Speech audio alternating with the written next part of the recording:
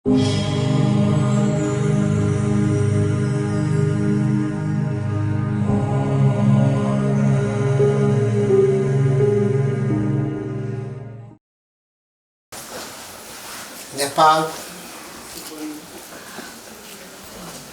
यो भूमि तीर्थको भूमि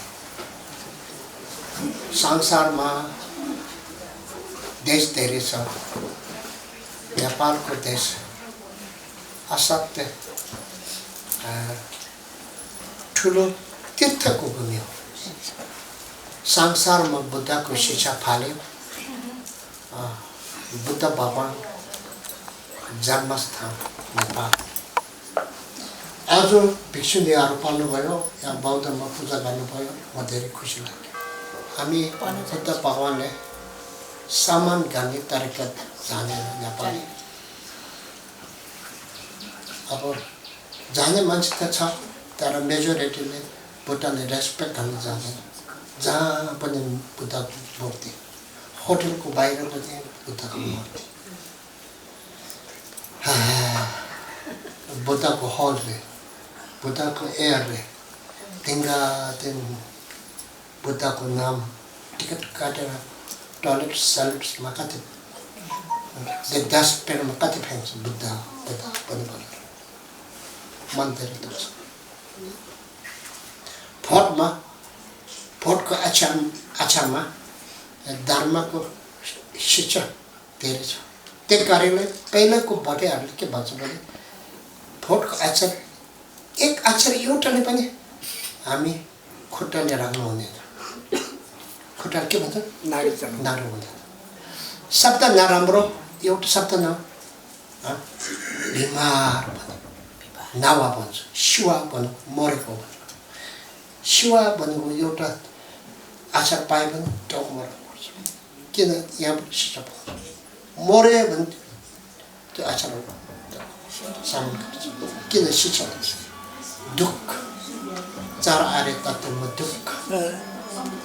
दुःख जाडो कुरा हुन्छ यति सम्मान गर्छ अब हामी सम्मान गर्नेले थाइल्यान्डमा तपाईँहरूले थाहा छ कति सम्मान अनि बुद्ध विदेशीमा बुद्ध बार भन्नु छ बुद्धको बार बुद्ध कस्मेटिक भन्छ हामीहरू त यतिकै रेस्पेक्ट गर्ने बुद्ध भगवानले उहाँको नाम चाहिँ व्यापार सरोवर जहाँ पनि होटल सटल मेकअप सेकअपमा राख्यो त्यो त असाध्यै नराम्रो हुन्छ भन्दाखेरि यही एउटा तपाईँहरू सबै मनमा राखेर हामी सुधार गर्न सक्छौँ छिटोदेखि छिटो दोस्रो हामी बुद्धले समान गर्नेहरूले त बुद्धको शिक्षा मोटामोटी त जानै पर्यो सर्व संस्कार अनि त्यो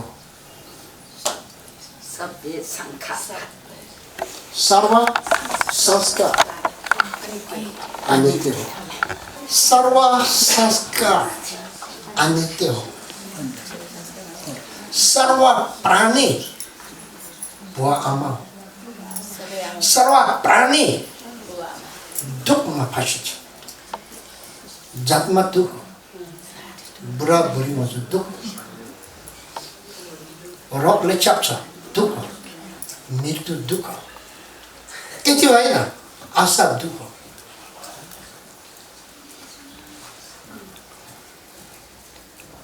डर दुःख नभएकोले अरूले दुख्छ तन्न भएकोले दुख्छ नाम छ इज्जत छ दाम छ यो छ त्यो छ के छ के छ के छ नाम छ इज्जत छ धन छ परिवार छ यो छ त्यो छ साँच्चो एकदम होस गरे हेरेपछि के पनि छ किन यो जीव भने पञ्चतत्त्वबाट हामीले शपथ लिएको दिनुपर्छ यो हाम्रो होइन यो हाम्रो हो भनेर सम्झेको चाहिँ ब्रह्म हो ब्रह्म त्यो पनि ब्रह्म यो दिनै पर्छ लिनेवालाले लिन्छ दिनेवालाले दिनुपर्छ बन्द भन्छ मारा सारा भन्छ त्यो कुरो छोड्दैन तर पक्का चाहिँ यो जाल छ नेपालमा जालेर हुन्छ नष्ट हुन्छ अनि यति हुन्छ खाइरो हुन्छ छाइ मरो सुना मरो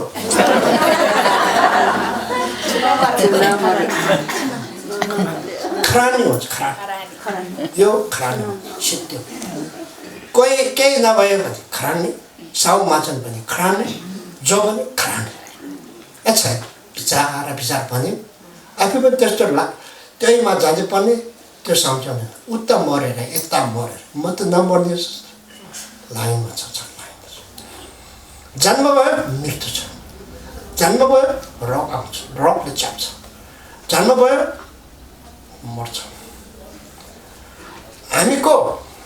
हामी मान्छे हो मान्छेको जन्म अरू जस्तो होइन के छ धन सम्पत्ति के हिरा मोती के लाउनु साउनु के छ तर मान्छे पनि धन सम्पत्ति नाम इज्जतको लागि मात्र दिन रात दौड्यो भने हाम्रो जीवन चाहिँ खेर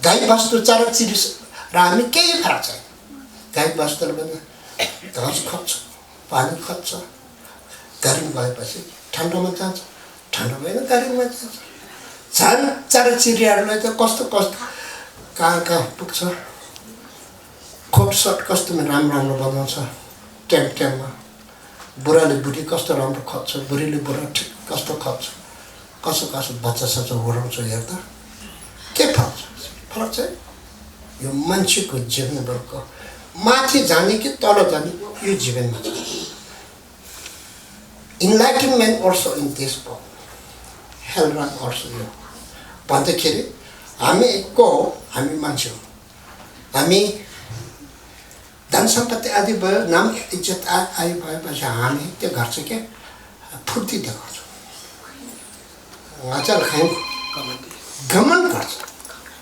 घमण्ड गर्नुको कारण छ किन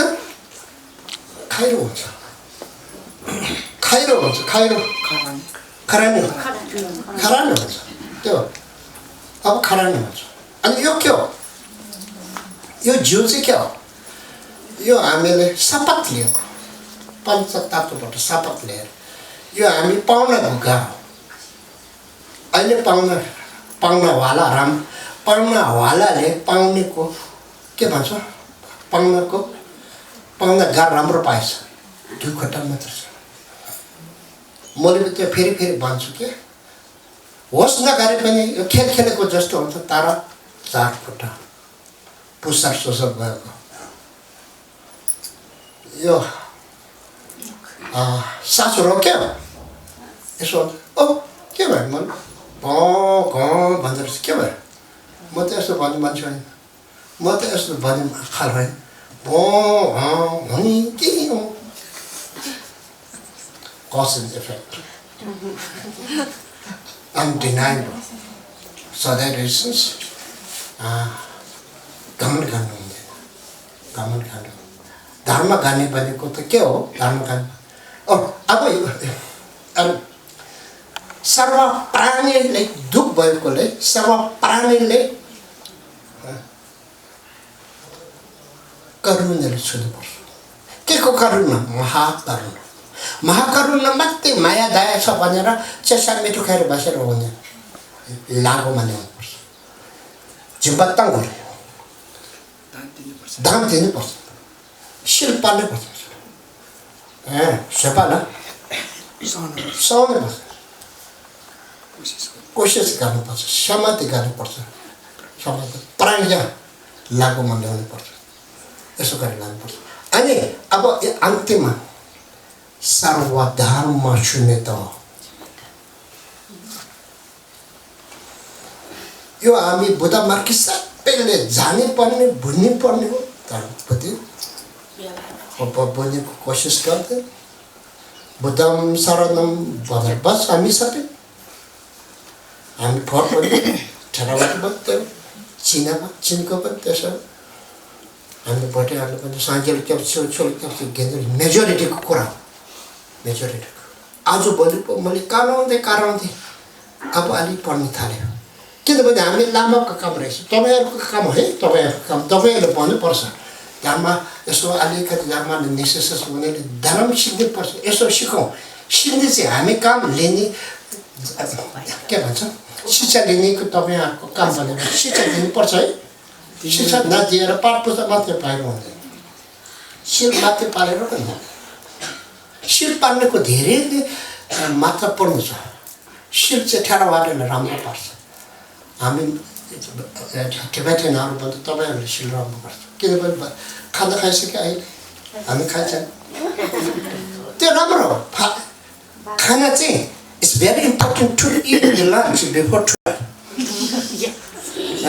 If you eat before 12, that makes you physically and mentally fresh and good.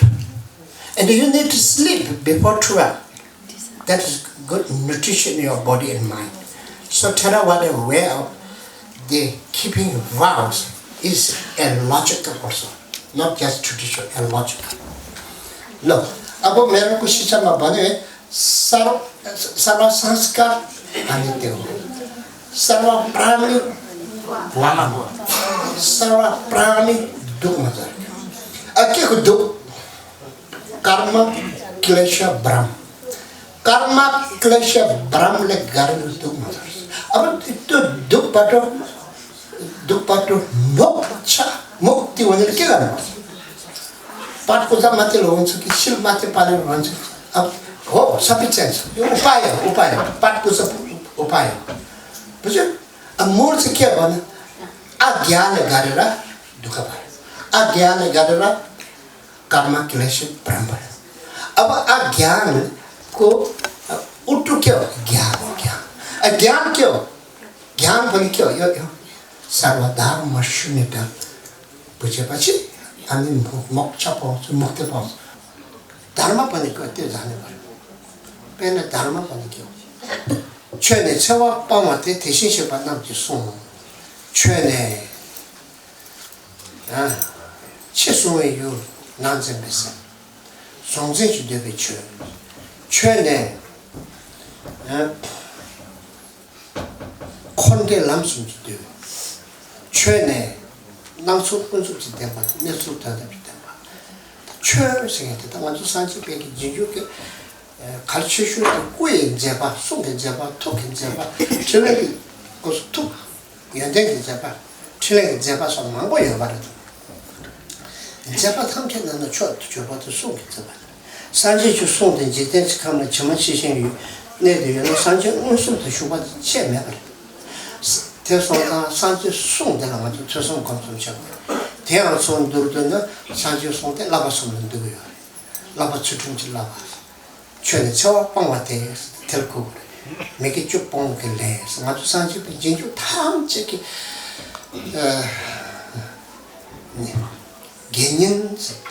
개념에서 더 특화하는 접수점을 개념지도 봐서 그래도 몇개 쭉봉한테 개발했다 몇개 쭉봉 같은 개발했지 대가나 개발 추천은 아니 개발해 무슨 소리죠 대가나 때는 개념 개수 막으로 개념 많이 던다 개념 많이 던다 대가나 때는 대생 전주 샘점생 대다 샘점생 대셔도 막 왕도 담시세요.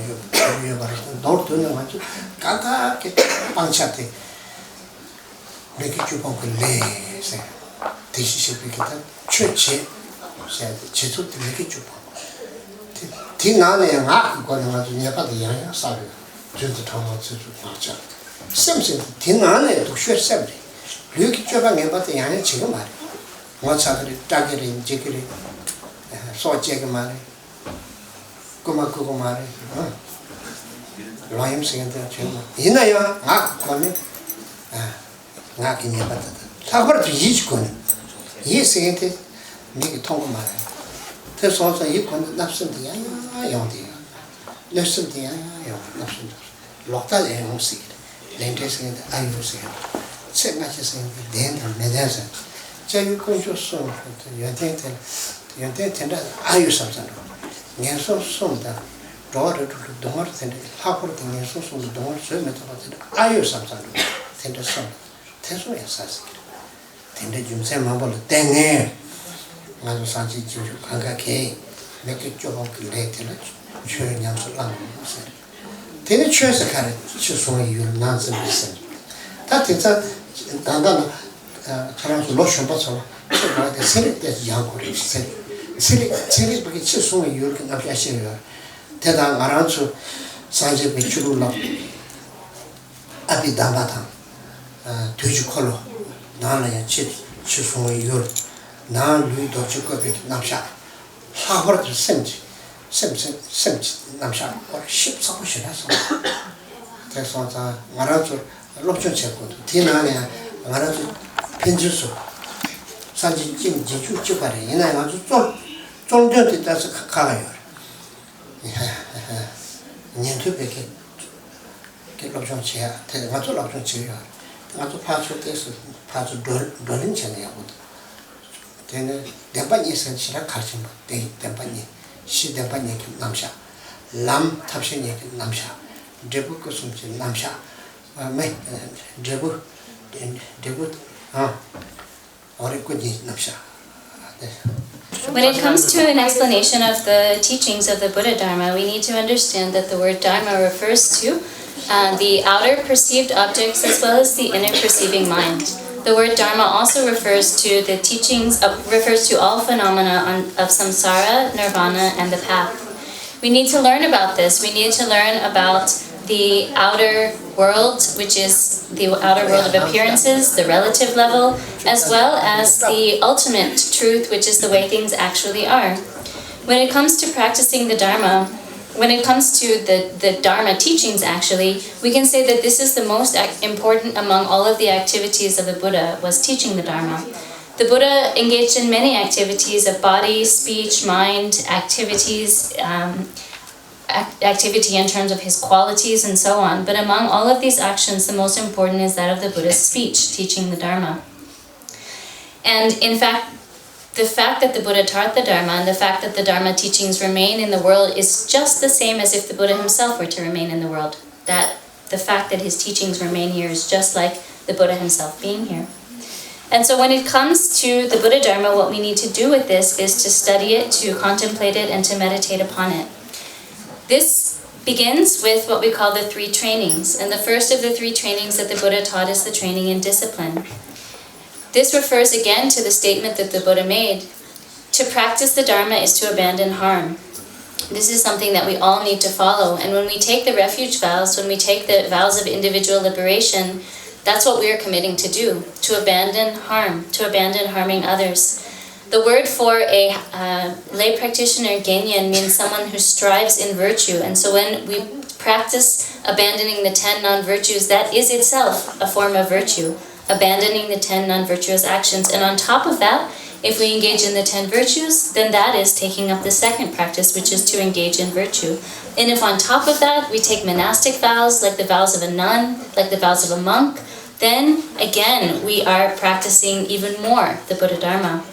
We could also, in addition, take the vows of a bodhisattva, the vows of a Mahayana practitioner, bodhisattva, and on top of that, then, come the tantric commitments, receiving empowerments and samayas. But for every single one of us who is a Buddhist practitioner, no matter what type of practice we're doing, for all of us, what we have to avoid are the 10 non-virtues. It's essential that we avoid the 10 non-virtues. The Buddhist teaching, actually, is to abandon the 10 non-virtues. Abandoning non-virtue is what it means to practice the Dharma. This is what the Tathagata himself said. And so, of course, we should abandon non-virtues physically, verbally, and mentally. Most of us are probably not going to engage in the physical non-virtues. Most people do not kill, most people do not steal or engage in sexual misconduct. Where we have to be more careful is with our speech, with lies, with harsh speech, with divisive speech, and idle gossip and chatter. We have to avoid these negative deeds of speech, because otherwise sometimes we do get caught up in those actions. But when we speak in a non-virtuous way, other people can perceive that.